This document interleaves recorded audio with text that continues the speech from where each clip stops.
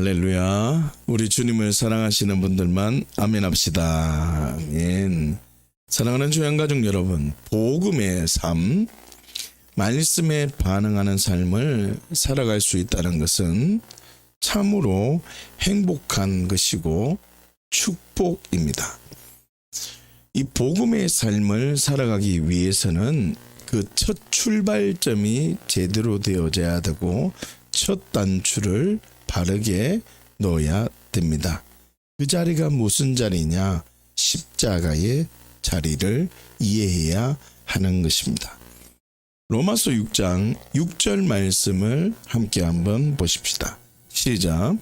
우리가 알거니와 우리 옛사람이 예수와 함께 십자가에 못 박힌 것은 죄의 몸이 죽어 다시는 우리가 죄에게 종노릇 하지 아니하리요. 아멘이 아멘. 자, 이 말씀을 보시면 무엇을 알아야 한다고 이야기를 하고 있습니까?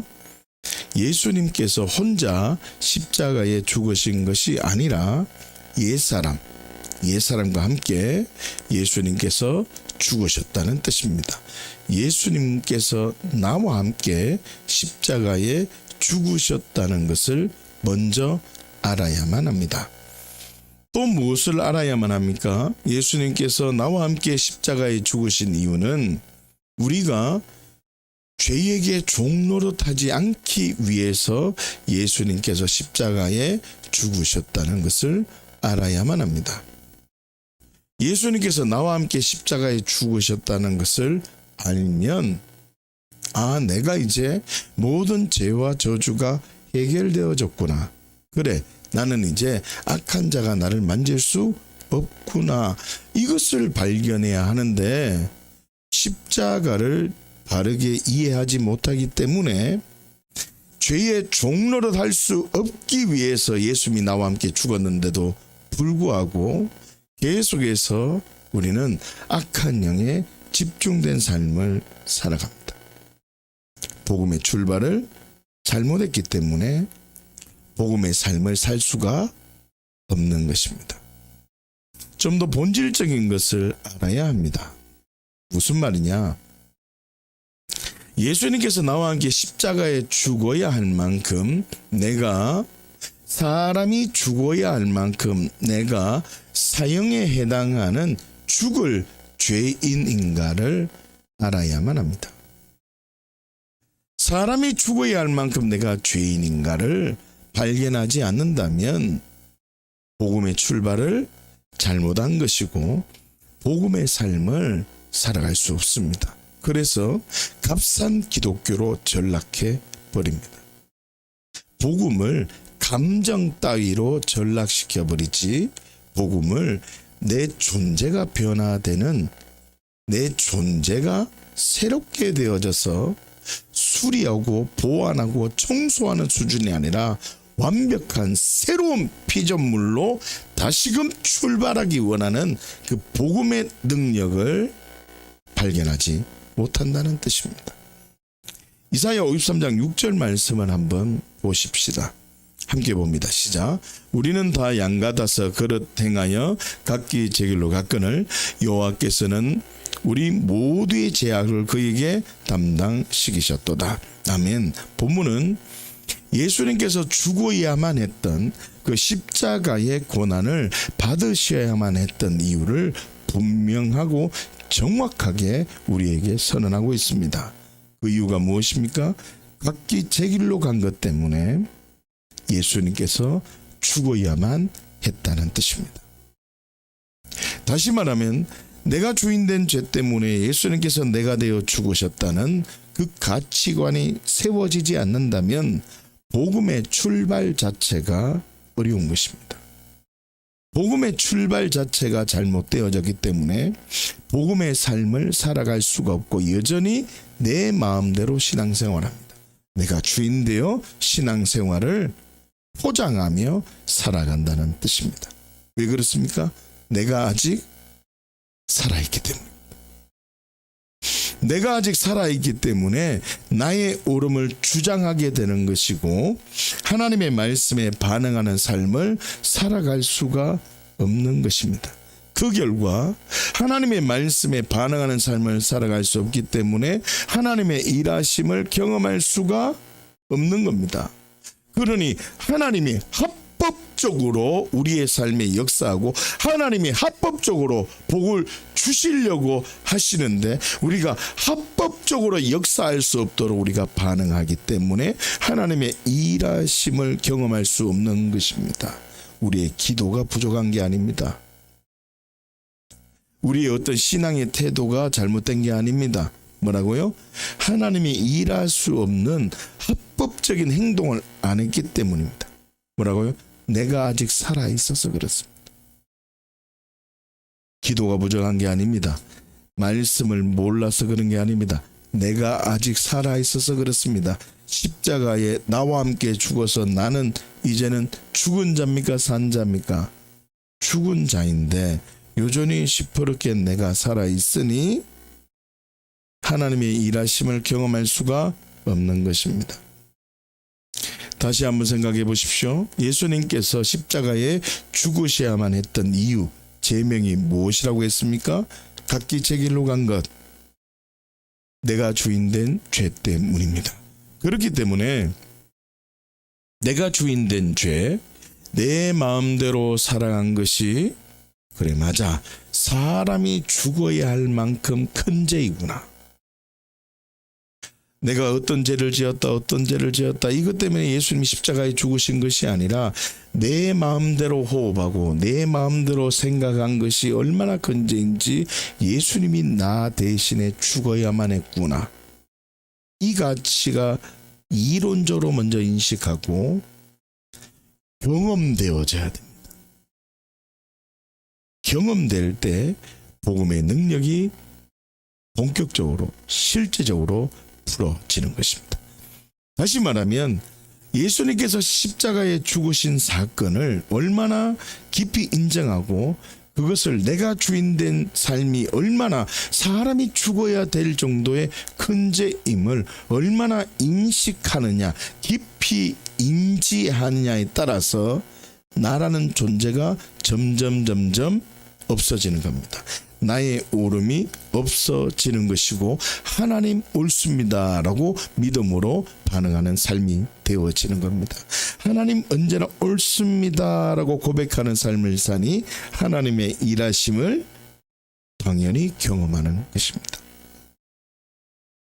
십자가에서 선언되는 복음은 내가 주인된 죄 때문에 예수님께서 나와 함께 죽으셨다는 것을 알고 믿음의 동의를 하면 나의 모든 죄와 저주가 완벽하게 해결되어지는 것입니다. 그리고 죄에게 종노릇 할 이유가 없습니다.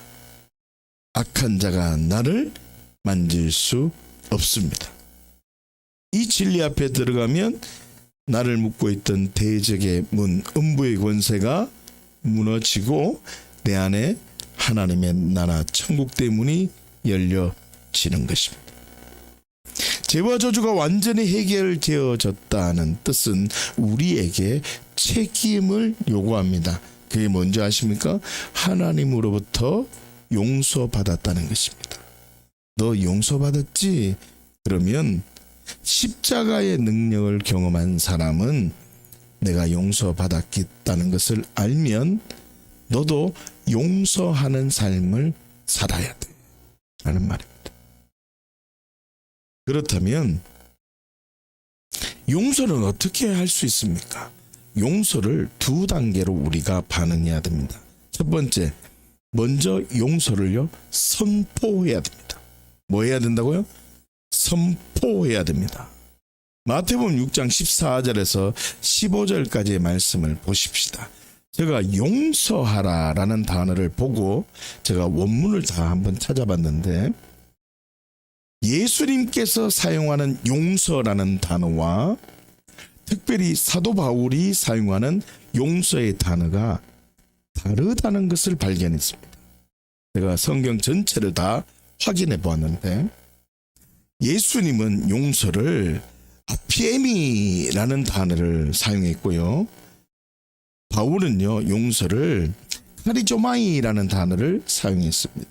이 두 단어를 통해서 우리가 조금 용서를 어떻게 실천하고 반응해야 되는 것인지를 우리가 생각해 보았으면 좋겠다는 뜻입니다. 그래서 이렇게 용서에 반응하고 용서하는 삶을 사는 사람을 하나님은 사용하신다는 뜻입니다. 왜요? 복음의 출발이 바르게 되어졌기 때문입니다. 마태복음 6장 14절에서 15절까지 말씀을 함께 한번 합독하십시다. 시작. 너희가 사람의 잘못을 용서하면 너희 하늘 아버지께서도 너희 잘못을 용서하시려니와 너희가 사람의 잘못을 용서하지 아니하면 너희 아버지께서도 너희 잘못을 용서하지 아니하시리라. 아멘. 너희가 사람의 잘못을 용서하면 하나님께서도 너희 잘못을 어떻게 하신다고요? 용서해 주신다고 선언하고 있습니다. 이 용서라는 단어는 아피에미라는 단어를 사용하고 있습니다. 이 아피에미라는 단어는 아포라는 어디에서부터라는 단어와 히에미라는 보내다라는 단어의 합성어입니다. 어디에서 보내다.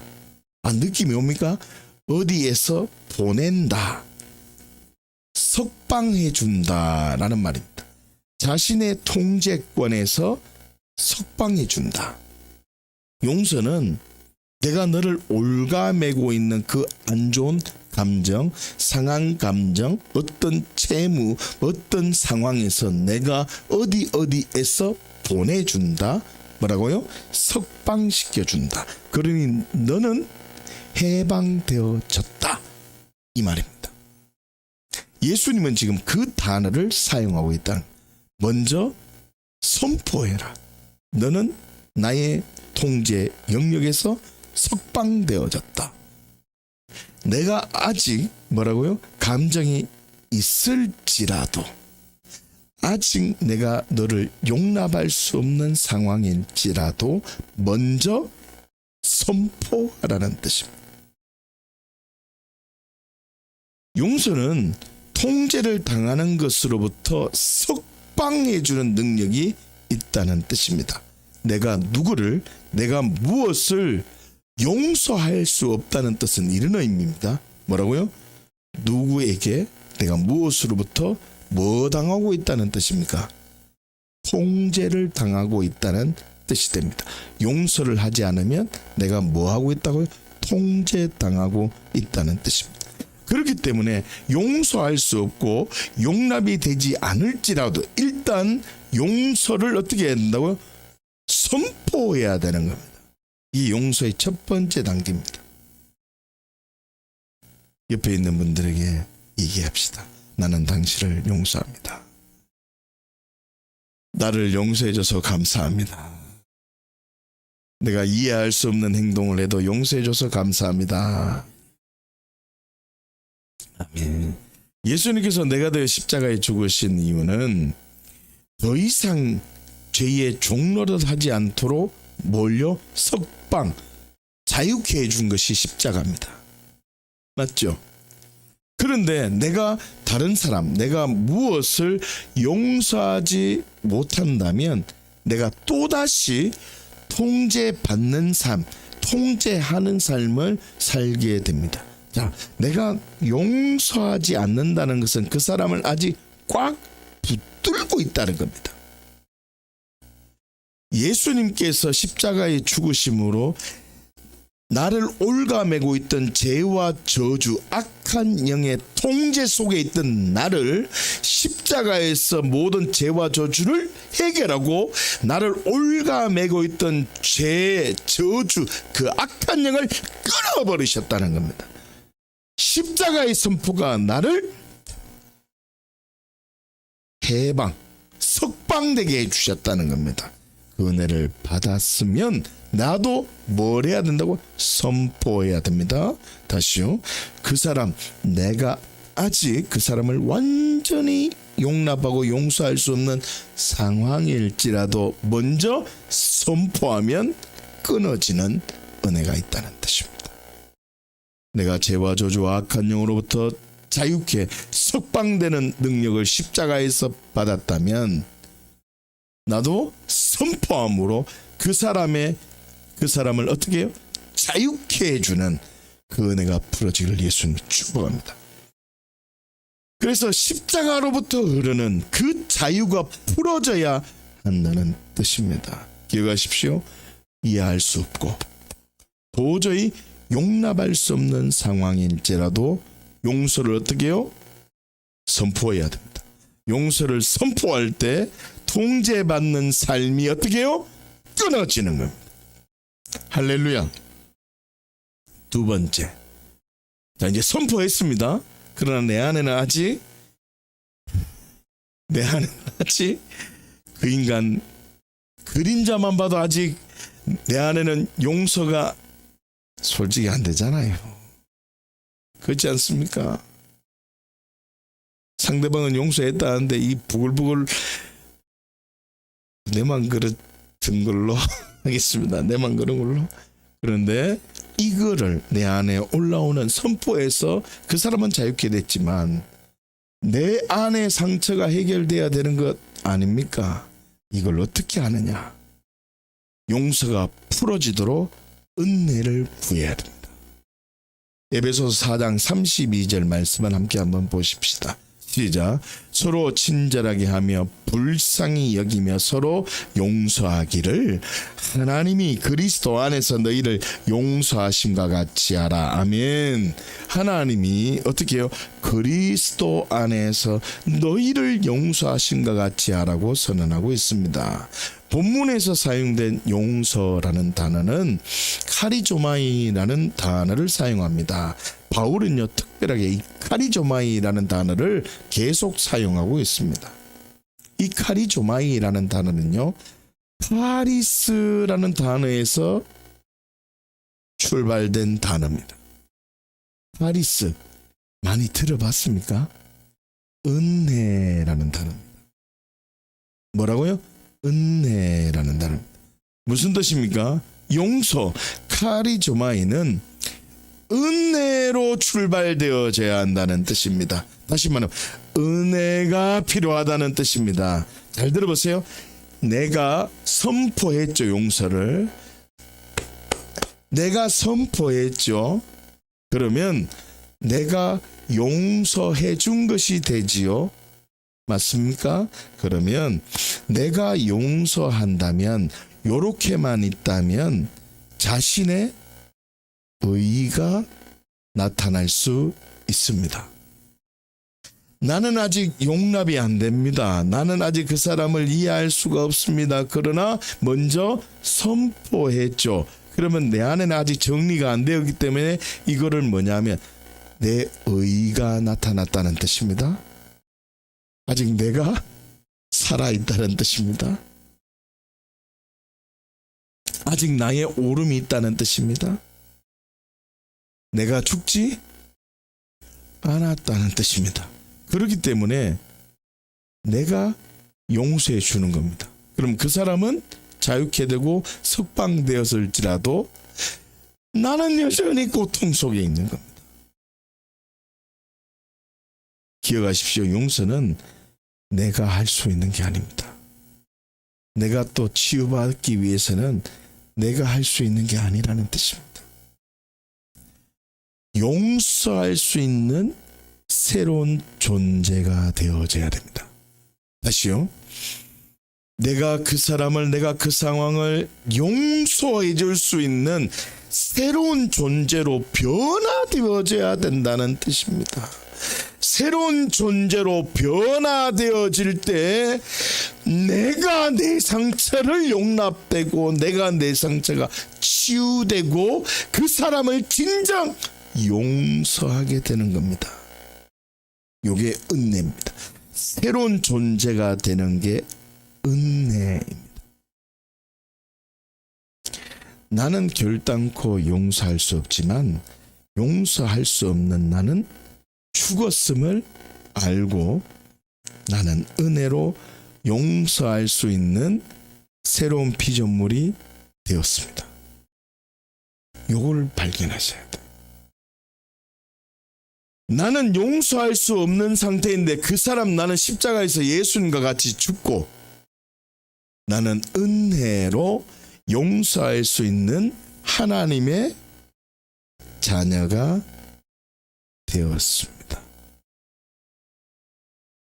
내가 나를 용서하고 내가 다른 사람을 용서해야 되는 겁니다. 다른 사람만 용서하는 게 아니라 나도 용서받아야 되는 겁니다. 뭐라고요? 은혜로. 새로운 피조물이 되어야 됩니다. 새로운 존재가 되어져야 됩니다. 내가 용서해 줄게. 이 상태는 아직 내가 살아있는 겁니다. 내가 용서해 주는 겁니다. 아니라 은혜로 존재가 바뀌어져야 됩니다. 이 존재가 바뀌어지는 것은 오직 은혜로만 되는 겁니다. 은혜로 되는 겁니다. 나는 은혜로 용서할 수 있는 하나님의 성전이 되었다. 교회가 되었다는 뜻이죠. 받은 은혜대로 내가 새로운 피조물로 하나님의 자녀로 교회가 되어서 용서하는 삶을 살 때 하나님의 크신 은혜가 부러지는 겁니다. 은혜로 출발된 용서라는 선언은 내가 용서해 준다라는 나의 의가 드러나고 나타난 용서가 아니라 십자가의 사랑으로 나는 죽고 새로운 피조물이 되어서 용서해 주는 그 단계를 걸을 때 하나님의 은혜가 시작되고 나를 사용하신다는 뜻입니다. 그래서 나를 용서하고 다른 사람을 용서할 때 하나님이 쓰신다는 뜻입니다. 사랑하는 죄안가족 여러분, 믿음으로 선포하고 두 번째 은혜로 새로운 존재로 변화된 그 반응한다면 쓰임받으며 행진하게 된다는 것을 기억하십시오. 자, 오늘 본문 말씀인데요. 사도행전 9장 31절 말씀을 함께 한번 보십시다. 시작. 그리하여 온 유대와 갈릴리와 사마리아 교회가 평안하여 든든히 서가고 주를 경외함과 성령의 위로로 진행하여 수가 더 많아지니라. 아멘. 온 유대와 갈릴리와 사마리아 교회가 평안하여서 든든히 서가고 주를 경외함과 성령의 위로로 진행하여 수가 굉장히 많아졌다라고 선언하고 있습니다. 자, 우리가 지금 주목하고 싶은 게 있습니다. 이렇게 부흥이 되어졌는데 이 부흥이 어떻게 이루어졌느냐에 주목해야 됩니다. 여러분, 우리의 삶 속에 풍성함이 있기를 예수님을 축복합니다. 풍성한 열매가 항상 있는 증인의 복을 누리시기를 예수님을 축복합니다.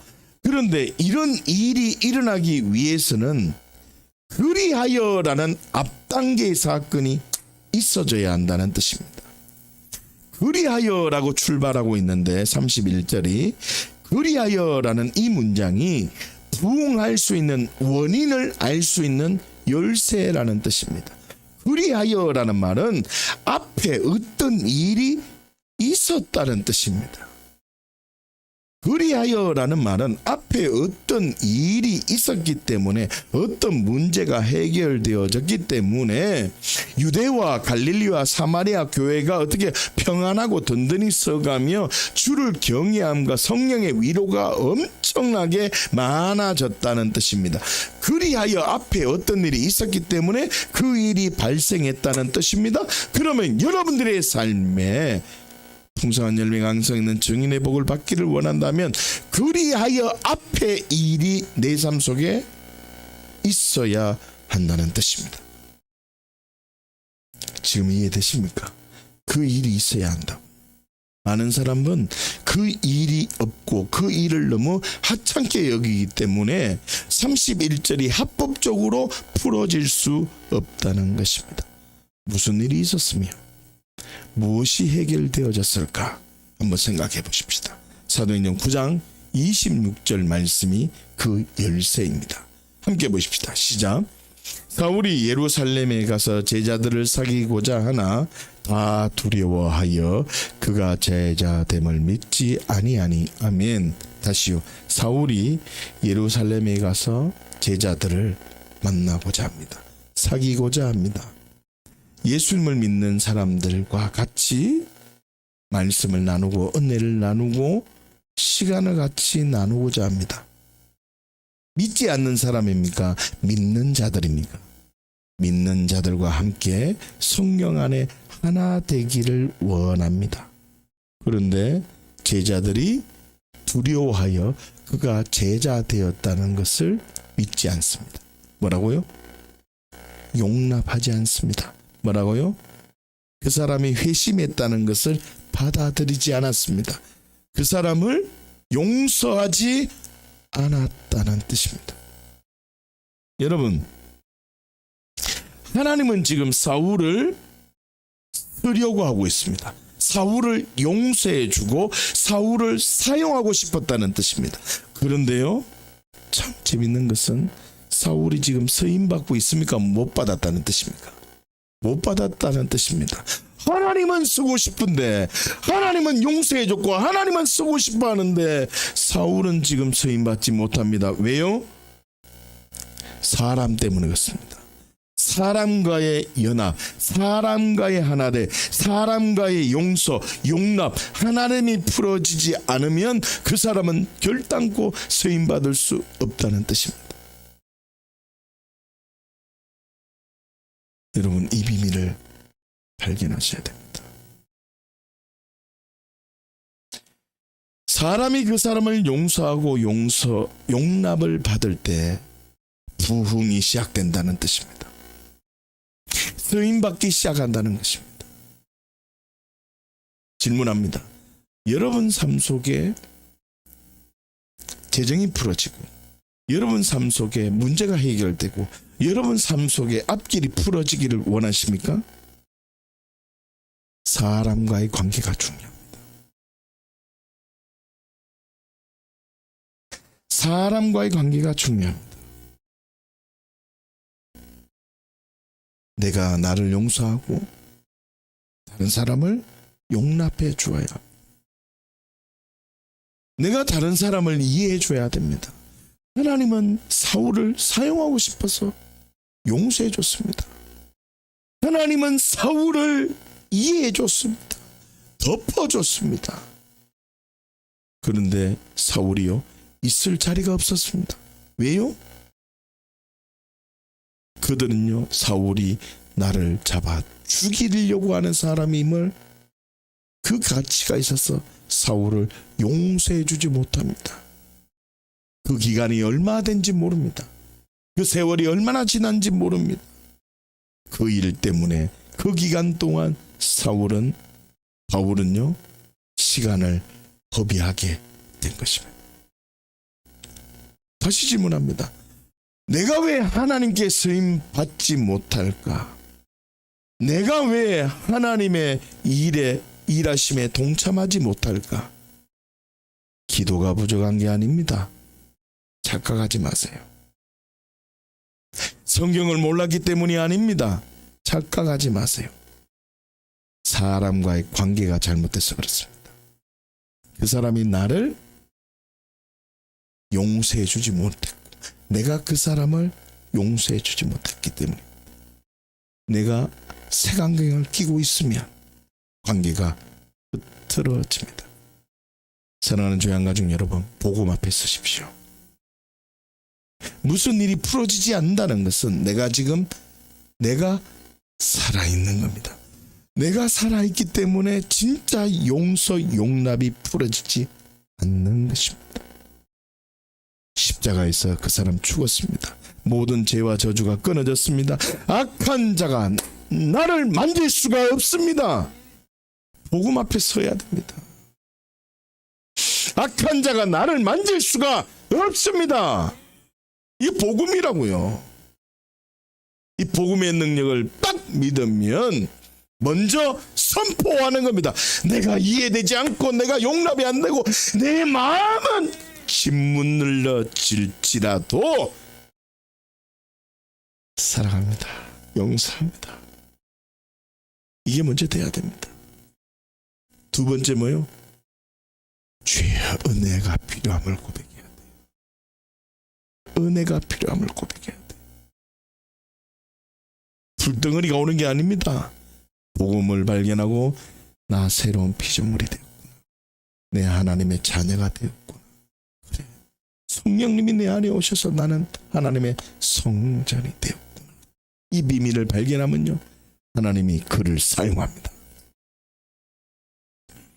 쓰임 받으며 행진하기를 원하십니까? 용서하세요. 먼저 선포하세요. 그리고 은혜로 내가 새로운 존재가 되었다는 것을 알고 그 사랑으로 반응하고 용서하십시오. 용서할 때 풀어지는 교회가 평안하고 든든히 쓰고, 용서할 때 풀어지는 그 능력이 주를 경외하고, 용서할 때 풀어지는 그 능력이 성령의 위로함이 내 안에 가득해서 풍성한 열매가 항상 있는 정인의 복을 누리는 겁니다. 이 은혜가 있기를 예수님으로 축복합니다. 이 비밀을 누리시기를 예수님 축복합니다. 이 능력이 내 삶에 가득하기를, 장악하기를 예수님 축복합니다. 함께 기도하십시다.